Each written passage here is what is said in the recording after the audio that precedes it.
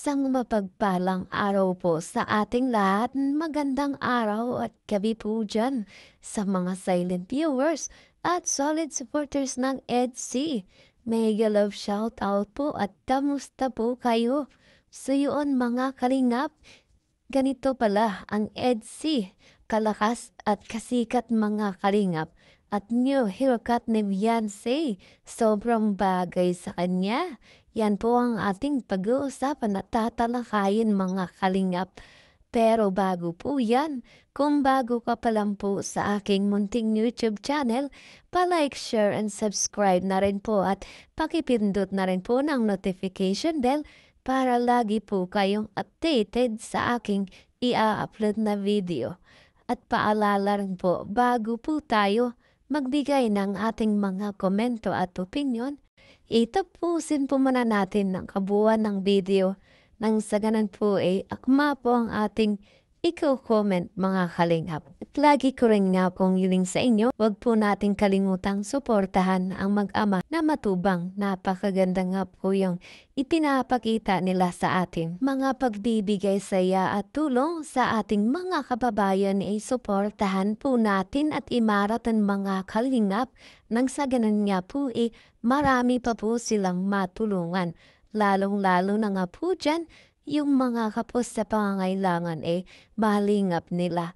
At syempre, wag po natin kalimutang suportahan ang kanilang may bahay. Walang iba kundi sina Ate Edna Vlogs at Jackie Tafia. Wag po sana tayong magsasawang sumuporta mga kalingap. So yan po mga kalingap, balik po tayo sa ating pag-uusapan at tatalakayin ngayong araw. Silang malakas at talagang forever na. Grabe, ganito pala. Kasikat itong si Beyonce at lalong-lalo na nga po ang love team ng EDC. Beyonce, new haircut, sobrang bagay talaga sa kanya. At ito nga po mga kalingap, ang good news at talagang hindi inaasahan ng lahat. Kalingap Rab nagsalita na ang lahat ng love team ay ipopost mo na maliban sa EDC mga kalingap. Grabe nga po ito kung talaga ito ay totoo mga kalingap at talaga namang nakakagulat itong mensahe patungkol dito sa EDC mga kalingap at talaga namang hindi inaasahan. Bakit kaya ganito na lamang sinabi ni Kalingap Rob ito mga kalingap? Ano nga ba ang dahilan patungkol nga po dito? Ano kaya ang magiging sitwasyon ng lahat ng love team at paano na ang ibang love team mga kalingap? Hindi talaga natin sure kung gaano ba talaga ito katotoo mga kalingap. Ito ba ay biro lamang o talagang totoo na mga kalingap? Yan nga po ang ating tatalakayin pa at pag-uusapan pa kung kayo mga kalingap ano po ang masasabi ninyo patungkol nga po dito sa sinabi ni Kalingap Rab. Comment lamang kayo mga kalingap. Ating nga pong balikan at pag-usapan pa itong love team ng EDC mga kalingap. Grabe, gaano nga ba kalakas itong EDC at talaga namang sobrang sikat na mga kalingap at talagang ito nga po yung sinasabing EDC forever. Ano nga ba ang dalang swerte nito ni Beyonce dito kay Papa Eds at talaga namang hindi mawala-wala ang love team ng EDC. Mas lalo pa nga bong umaangat itong EDC mga kalingap at maging mga sponsor ay talagang patagdag ng patagdag at lalong hindi nawawala mga kalingap. Patuloy na pinupuri nila itong si Beyonce na napaka mabait na bata at isang masunurin mga kalingap. Ito nga po ay talaga sinasabing nilang walang maririnig na klamo dito kay Beyonce mga kalingap. At talaga namang napakababait nga po nito at bukod sa mabait mga kalingap, napakagandang bata. At talaga namang malayo pa ang mararating itong ni Beyonce na talagang sobrang blessed ang kanyang magulang para sa kanya mga kalingap. At sa inaabang part 94 nga po mga kalingap, dun nga po natin malalaman ang lahat. At ano nga bang magaganap sa part 94 mga kalingap? Yung mga bagay na hindi natin inaasahan ay talaga namang nangyayari lalo na nga po dito kay Beyonce.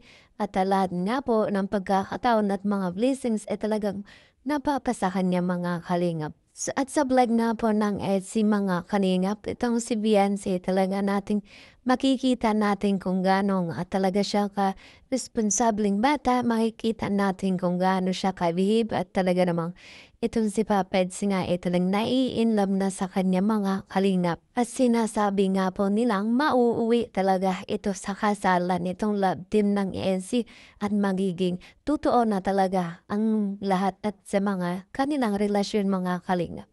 Marami nga po ang nag-aabang dito sa pagwawakas ng love team ng EDSA sabalit mga kalingap ay makikita natin na talagang matagal pa ang love team ng EDSA at talagang yung iba mga kalingap ay excited na sa part na kung saan mga kalingap itong si Beyonce at si Papa Eds mga kalingap ay talagang magkakatuluyan na at meron din naman talagang naiinggit dito kay Beyonce mga kalingap kung kaya ganun na lamang nila binabash at ginagawa ng issue itong si Beyonce na kung saan para tuluyang bumagsak itong si Beyonce mga kalingap. Na kung minsan ay talagang nakikita natin kung gaano naapektuhan itong si Beyonce. Siyempre ito si Beyonce malakas ang loob talaga namang nilalabanan niya ang lahat mga kalingap. At ito na nga po mga kalingap, new haircut ni Beyonce talaga namang napakabagay sa kanya. At marami nga po ang nagsasabing mas lalong bumata at gumanda itong si Beyonce mga kalingap. Kung nga ito nga po ay totoo na si Beyonce ay nagpa-short hair ay talaga namang napakamagandang balita dahil nga ito ay bumagay talaga sa kanya mga kalingap. Siyempre bagong taon, bagong mukha, bagong new look mga kalingap. At talagang si Papa Eds nga ay mapapakilig na naman at lalong mai-inlove dito kay Beyonce mga kalingap. Sinasabi nga ng ilan na kung si Papa Eds mga kalingap ay may binago sa kanyang sarili, syempre ganon din itong si YP Beyonce mga kalingap. At syempre, support talaga itong si Papa Eds kay Beyonce sa kung ano man ang gagawin ni Beyonce sa kanyang sarili. At syempre mga kalingap, ganon din naman itong si YP Beyonce sa kanyang Papa Eds. Dahil ganon na nga lamang sila kakomportable sa isa't isa mga kalingap sa tagal ng panahon at umabot na ng 2 taon itong si Beyonce sa kalingap kung kaya't sanay na itong si Beyonce dito kay Papa Eds at ganun din nga po si Papa Eds dito kay Beyonce mga kalingap. Kaya sa ngayon mga kalingap, grabe itong magaganap sa part 94 ng EDSA mga kalingap. Patuloy po nating antayin at abangan kung ano nga ba ang magaganap dito sa part 94 ng EDSA mga kalingap. At syempre wag po nating kalimutang suportahan at imaratan palagi ang kanilang vlog mga kalingap.